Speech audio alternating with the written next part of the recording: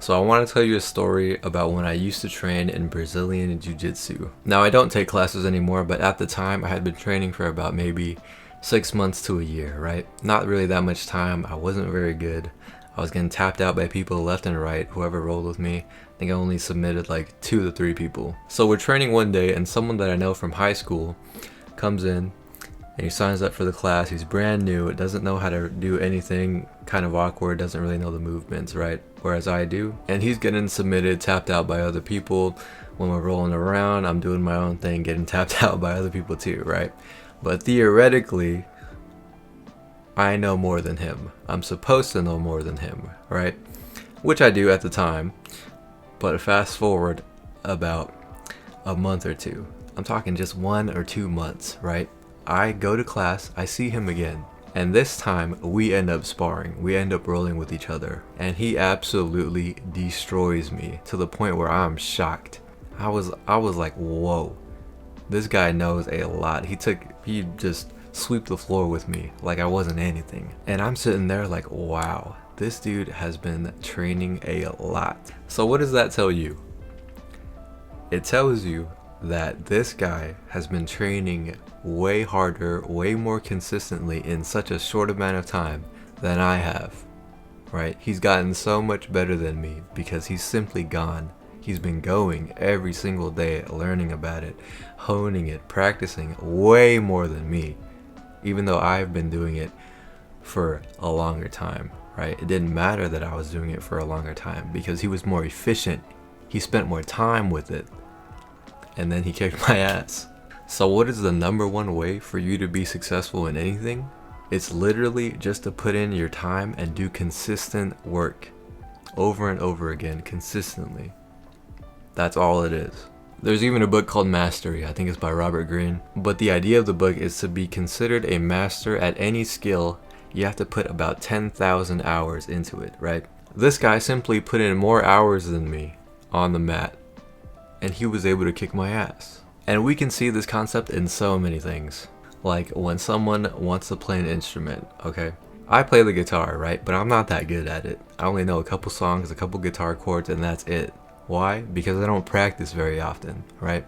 But you could literally go on YouTube and search someone's guitar progression within a year, and you could see them go from not knowing how to play a single fret or a single string on the guitar to going and doing a complete guitar solo of like Metallica or something. And that's just simply because they spent so much time with it. They're doing that 10,000 hours on the skill, learning it, being consistent. And they should be good at it if they're consistent at it and spending so much time. That is the formula. Just like going to the gym, right? At the beginning, you don't know what to do, but you consistently show up on a day-to-day basis. You go 3, 4, 5, 6 times a week, right? You eventually learn what to do while you're going. And just by going to the gym, you are learning way more than the person who isn't. You're spending so much more time than the person who's not. And then within a year or two, what do you have and they don't? A way better physique, lifestyle, much more better health, right? And self-esteem. Versus the person that doesn't go at all. And that's not a knock to them. It's just because they haven't put their time into the gym. They haven't learned the skill of going to the gym, quote unquote. They haven't put in the hours. And of course they wouldn't see the results if they haven't put the time in. Of course you wouldn't be good at something if you don't spend time on it. Which should go hand in hand with YouTube. For example, Sam Sulek. If you're into fitness or if you're on fitness TikTok or anything like that, you know about Sam Sulek. It feels like all of a sudden Sam just blew up out of nowhere, right? But when you go to his YouTube channel and when you look at his page, he's been making videos over and over again every single day, 30, 40-minute videos for the past year, for the past 2-3 years. You can literally see all of them. That's not a sudden explosion of growth. It feels like he's grown out of nowhere, but he's been putting the time in. He's put hours making videos, making content. And he deserves the audience that he's getting because of the time that he's put in. I've literally seen him go from 200,000 subscribers to almost 2 million in the span of like 6 months. But he's been doing the videos for way longer. So what is the key? It's just to be consistent. Don't overcomplicate it. Don't try to think of different ways to do things. Oh my God, should I do this? Should I do that? Should I do that?